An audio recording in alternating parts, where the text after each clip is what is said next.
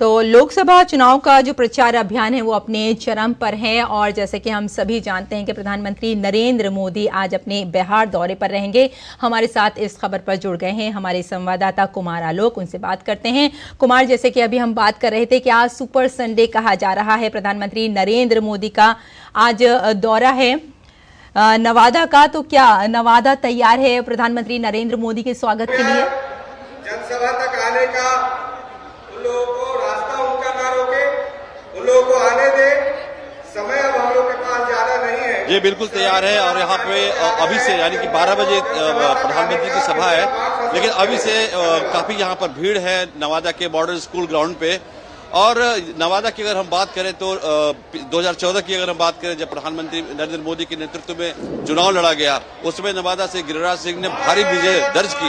उसके बाद जब 2019 का चुनाव हुआ तो उसमें लोक जनशक्ति पार्टी, जो भारतीय जनता पार्टी की एलाई थी, एलाई है भी, और उन्होंने शानदार जीत दर्ज की। और इस बार भारतीय जनता पार्टी ने मेंबर भी हैं और आपको मालूम होगा कि डॉक्टर सीपी ठाकुर जो भारतीय जनता सुपुत्र है, तो हमने जो देखा है कल से काफी तैयारी यहाँ पर, चाहे महिला विंग हो चाहे छात्र विंग हो, गलियों में नवादा के दूर दराज क्षेत्रों में जाकर के ये बता रहे थे कि प्रधानमंत्री नरेंद्र मोदी यहाँ पर नवादा में आएंगे। आप पहले चरण में जो चार लोकसभा क्षेत्रों में जो चुनाव है उसमें नवादा है, जमुई है, औरंगाबाद है और गया है। तो आप समझ सकते हैं कि प्रधानमंत्री अब तक 3 क्षेत्रों का दौरा कर चुके हैं। औरंगाबाद का दौरा कर चुके हैं जब चुनाव की घोषणा नहीं हुई थी, उसके बाद वो जमुई का दौरा कर चुके हैं और गया जो लोकसभा निर्वाचन क्षेत्र जहां से जीतन राम मांझी चुनाव लड़ रहे हैं, हम पार्टी के जो संस्थापक हैं, वहां भी उनका प्रोग्राम है 15 तारीख को। तो आप देख सकते हैं कि चारों लोकसभा निर्वाचन क्षेत्र जो 19 तारीख को होने वाला है, प्रधानमंत्री संबोधित कर चुके होंगे चुनाव के पहले। तो अपने आप में आज का दिन नवादा वासियों के लिए भी और बिहार के चुनाव के इतिहास को अगर हम देखें तो काफी महत्वपूर्ण है। और प्रधानमंत्री यहाँ पर आएंगे 12 बजे दिन में आएंगे और जितने भी बड़े नेता हैं, चाहे वो मुख्यमंत्री, बिहार के मुख्यमंत्री नीतीश कुमार हैं, चाहे सम्राट चौधरी हैं, जितने भी बड़े नेता हैं वो पहले से ही यहाँ पर पहुंच गए हैं। बिल्कुल कुमार, पूरी तरह से नवादा जैसे कि आपने बताया स्वागत के लिए तैयार है प्रधानमंत्री नरेंद्र मोदी की और लोग बढ़ चढ़ कर हिस्सा भी ले रहे हैं। अगर अभी थोड़ी देर पहले हमने आपसे बताया भी था, आपने भी सुना होगा कि भाजपा के राष्ट्रीय प्रवक्ता सैयद शाहनवाज हुसैन का एक अभी बयान भी आया है जिसमें उन्होंने कहा है कि नवादा दौरे से जो विपक्ष है वो पूरी तरह से डरा हुआ है प्रधानमंत्री के इस दौरे को लेकर।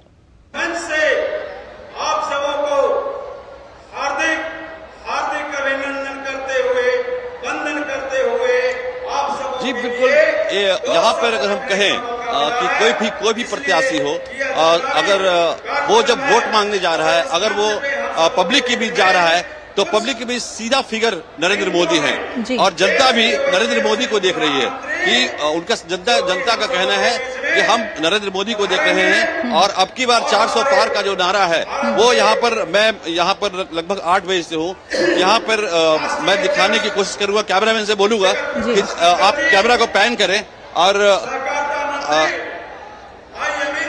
बस ठीक है। और बहुत सारे बैनर्स हैं जहाँ पर जो जनता यहाँ पर आई है, जो आम जनता सुनने के लिए आई है, वो अब की बार 400 पार का नारा जो है भारतीय जनता पार्टी का, वो अपने गले में एक तरह से इश्तिहार के रूप में वो टांग करके यहाँ पर आई है।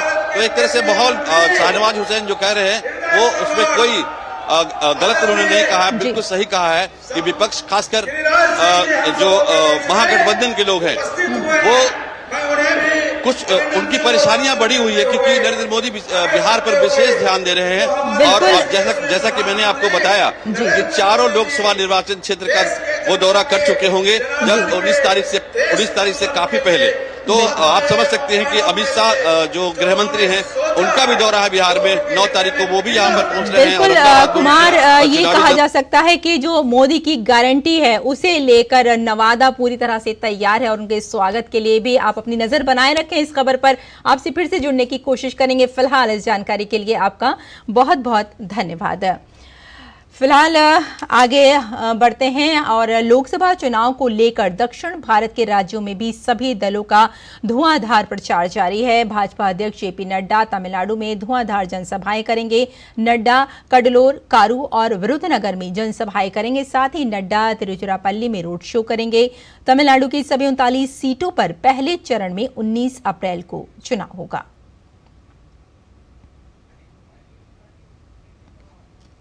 और राजस्थान में लोकसभा चुनाव के लिए कांग्रेस की कैंपेन कमेटी तैयार हो गई है। इसमें पूर्व मुख्यमंत्री अशोक गहलोत और पूर्व उप मुख्यमंत्री सचिन पायलट समेत 32 नेताओं के नाम शामिल हैं। गहलोत को Congress campaign committee PCC Rajasthan का चेयरमैन बनाया है। राजस्थान की सभी 25 सीटों पर लोकसभा चुनाव 2 चरणों में कराए जाएंगे। पहले चरण का चुनाव 19 अप्रैल को होगा। इस चरण में 12 सीटों पर चुनाव होंगे। इनमें श्री गंगानगर, बीकानेर, चुरू, झुंझुनू, सीकर, जयपुर और जयपुर ग्रामीण के अलावा अलवर, भरतपुर और करौली, धौलपुर के साथ नागौर लोकसभा सीट पर मतदान होंगे। इसी प्रकार दूसरे चरण में 26 अप्रैल को राज्य के बाकी 13 सीटों के लिए मतदान कराया जाएगा। लोकसभा चुनाव को लेकर बहुजन समाज पार्टी के नेता आकाश आनंद आज बुलंदशहर और गाजियाबाद में चुनाव प्रचार करेंगे। आकाश आनंद गाजियाबाद से बसपा उम्मीदवार नंद किशोर पुंडीर के समर्थन में चुनावी सभा को संबोधित करेंगे। इसके साथ ही बुलंदशहर में बसपा उम्मीदवार गिरीश चंद्र जाटव के समर्थन में रैली करेंगे। केंद्रीय वित्त मंत्री और भाजपा की वरिष्ठ नेता निर्मला सीतारमण ने कांग्रेस के घोषणा पत्र पर हमला बोला है। निर्मला सीतारमण ने कहा कि कांग्रेस ने लोकसभा चुनाव के लिए अपने घोषणा पत्र में जो वादे किए हैं वो लागू नहीं हो पाएंगे और केवल वित्तीय बोझ बढ़ाएंगे। सीतारमण ने आरोप लगाया कि कांग्रेस सिर्फ दिखावे के लिए वादे करती है। उन्होंने कर्नाटक की कांग्रेस सरकार की भी जमकर आलोचना की। निर्मला सीतारमण ने कहा कि सबसे पहले कर्नाटक सरकार बताएं कि मई 2023 में कुल 20,000 करोड़ रुपए की 4 परियोजनाएं क्यों रोक दी गईं। जल जीवन मिशन जो हर घर में पीने का पानी पहुंचा रहा है क्यों बंद कर दिया गया, उसे प्रोत्साहित क्यों नहीं किया जा रहा है।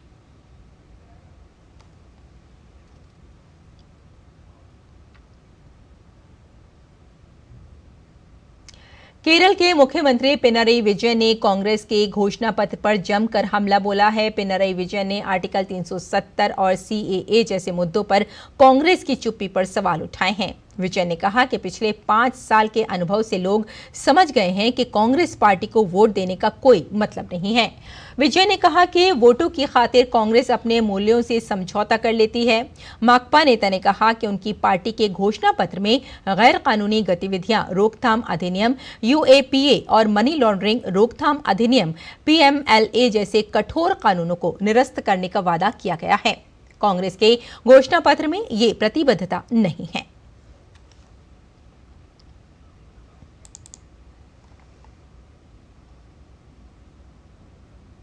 पश्चिम बंगाल में हुगली लोकसभा सीट से भाजपा प्रत्याशी लॉकेट चटर्जी की कार पर हमले का मामला सामने आया है। लॉकेट चटर्जी ने टीएमसी पर हमले का आरोप लगाया है।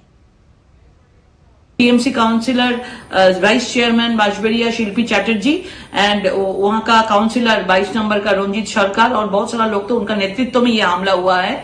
क्योंकि मैंने पूरा जो यहाँ का करप्शन है, माफिया गुंडा का करप्शन यहाँ पे पूरा चल रहा है, पूरा यहाँ पे जो लोग है वो मैं सामने लेके आ रही हूँ। इसलिए सब लोगों का डर है, टीएमसी डर हो गया। इसलिए मुझे मतलब मारने का मेरा मतलब ये सब कोशिश कर रहा है, मेरे ऊपर अटैक करने का कोशिश कर रहा है।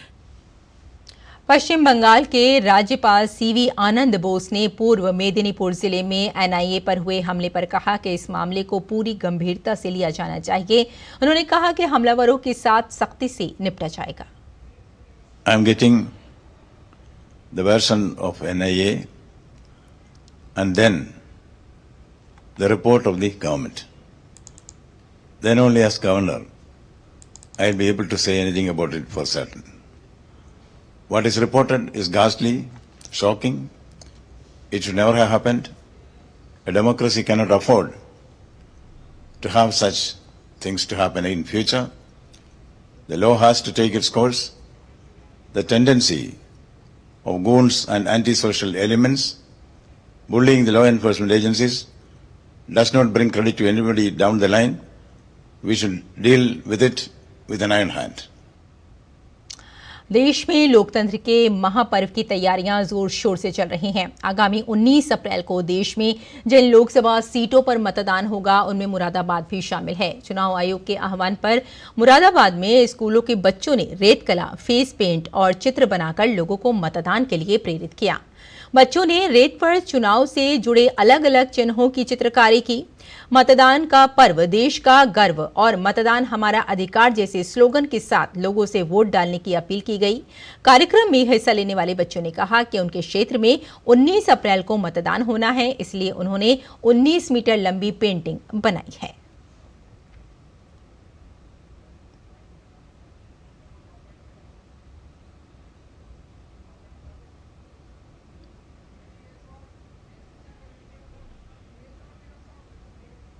हमने लगभग फ्लैक्सी पर जो लंबी पेंटिंग बनाई है वो 19 मीटर से ज़्यादा लंबी पेंटिंग बनाई है और इसके पीछे एक मकसद भी है क्योंकि 19 अप्रैल को है मतदान, तो हमने सोचा कि पेंटिंग्स भी इसी तरह से होनी चाहिए और उसमें जो हमने कार्टून्स और इलस्ट्रेशंस दिखाए हैं वो भी 19 से ज़्यादा ही है। आज 19 अप्रैल को जो इलेक्शन हो रहे हैं उसके लिए मतदान करने के लिए, लोगों को जागरूक करने के लिए हम ये ड्राइंग बना रहे हैं। जो 18 साल से ऊपर के होते हैं वो लगाते हैं, मतदान करते हैं।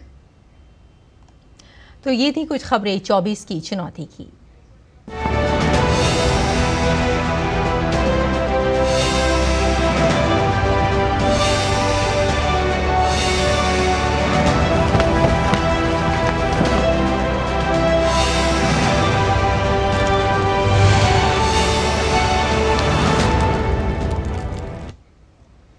उपराष्ट्रपति जगदीप धनखड़ आज बिहार के दौरे पर रहेंगे। उपराष्ट्रपति IIM बोध गया के छठे दीक्षांत समारोह में मुख्य अतिथि होंगे। उपराष्ट्रपति समारोह में उत्कृष्ट विद्यार्थियों को मेडल्स और डिग्री भी प्रदान करेंगे। अपनी इस यात्रा में उपराष्ट्रपति गया के महाबोधि मंदिर भी जाएंगे।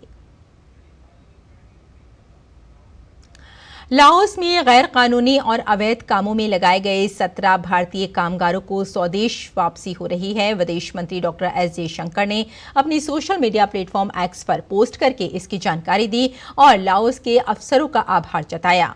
उन्होंने अपने पोस्ट में कहा है कि मोदी की गारंटी देश विदेश सभी के लिए काम करती है। लाओस में असुरक्षित और अवैध काम में फंसाए गए 17 भारतीय कामगार अपने घर वापस आ रहे हैं। बहुत अच्छा। भारतीय दूतावास लाओस कामगारों की सुरक्षित देश वापसी के लिए लाओस के अधिकारियों को धन्यवाद।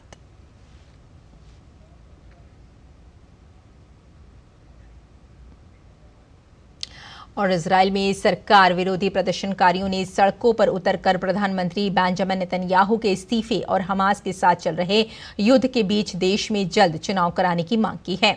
तेल अवीव, कैसरिया और हाइफा की सड़कों पर प्रदर्शनकारियों ने इजरायली झंडे लहराते हुए बंधकों की रिहाई का आह्वान किया। प्रदर्शनकारी नेतन्याहू के प्रबंधन और 7 अक्टूबर से गाजा में बंधक बनाए गए लोगों की रिहाई पर बढ़ते असंतोष को व्यक्त कर रहे हैं। इस सप्ताह की शुरुआत में हजारों इजरायलियों ने यरूशलेम में प्रदर्शन किया, जिसमें प्रधानमंत्री बेंजामिन नेतन्याहू के इस्तीफे और गाजा में बंधकों को रिहा करने की गुहार लगाई गई है।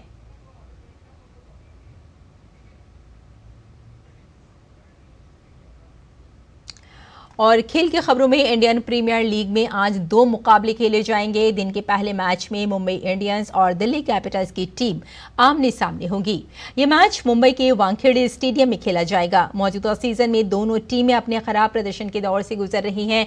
अब तक खेले गए 4 मैचों में दिल्ली कैपिटल्स सिर्फ 1 मैच जीत पाई है। वहीं मुंबई इंडियंस को इस सीजन में एक भी जीत नसीब नहीं हुई है। आज खेले जाने वाले मुकाबले में मुंबई इंडियंस की कोशिश अपने प्रदर्शन में सुधार करते हुए पहली जीत हासिल करने की होगी।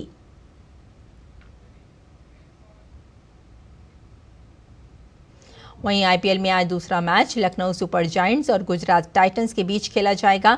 दोनों टीमें लखनऊ में भिड़ेंगी। इस सीजन में दोनों टीमों ने अब तक 2-2 मुकाबले जीते हैं। लखनऊ सुपर जायंट्स के तेज गेंदबाज मयंक यादव पर भी आज सभी की नजरें होंगी। उनके शानदार प्रदर्शन से पिछले 2 मैच में लखनऊ सुपर जायंट्स ने जीत दर्ज की थी। वहीं गुजरात के लिए शुभमन गिल ने पिछले मैच में 48 गेंदों पर नाबाद 89 रन बनाए थे। वे अपने इस प्रदर्शन को जारी रखने की कोशिश करेंगे। अंक तालिका में 7वें स्थान पर स्थित गुजरात जायंट्स की कोशिश जीत के साथ अपनी स्थिति मजबूत करने की होगी। आईपीएल में कल खेले गए मैच में राजस्थान रॉयल्स ने आरसीबी को 6 विकेट से हराकर अपनी चौथी जीत दर्ज की। मुकाबले में पहले बल्लेबाजी करते हुए आरसीबी ने विराट कोहली की नाबाद 113 रनों की पारी की मदद से 20 ओवर में 3 विकेट गंवाकर 183 रन बनाए। हालांकि राजस्थान ने जोस बटलर नाबाद 100 और कप्तान संजू सैमसन 69 की अर्धशतकीय पारी की मदद से 5 गेंद शेष रहते 4 विकेट पर 189 रन बनाकर मुकाबला अपने नाम कर लिया। भारतीय पुरुष हॉकी टीम को ऑस्ट्रेलिया के खिलाफ 5 मैच की टेस्ट सीरीज के पहले मुकाबले में 5-1 से मिली हार। पर्थ में खेले गए मुकाबले में ऑस्ट्रेलिया की टीम ने पहले क्वार्टर से ही भारतीय टीम पर दबाव बना लिया और खेल के हर क्षेत्र में टीम इंडिया को पीछे रखा। दोनों देशों के बीच खेली जा रही ये टेस्ट सीरीज पेरिस ओलंपिक को लेकर बेहद अहम है। दोनों टीमों के बीच अगला मुकाबला रविवार को खेला जाएगा।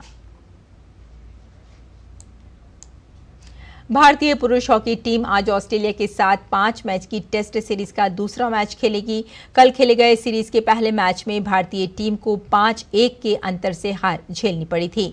आज होने वाले मुकाबले में टीम इंडिया की कोशिश सीरीज के पहले मैच में मिली हार का बदला लेने की होगी। फिडे कैंडिडेट 2024 चेस टूर्नामेंट में भारत के युवा शतरंज स्टार आर प्रज्ञानंदा ने अपने हमवतन संतोष गुजराती विदित को हरा दिया। टूर्नामेंट के तीसरे दौर में प्रज्ञानंदा ने संतोष गुजराती को 1-0 के अंतर से हराकर अगले दौर में प्रवेश किया। वहीं फिडे कैंडिडेट 2024 चेस टूर्नामेंट की महिला वर्ग में वैशाली रमेश बाबू ने बुल्गारिया की नूरगियुल सलीमोवा को हराकर अगले दौर में अपनी जगह पक्की कर ली।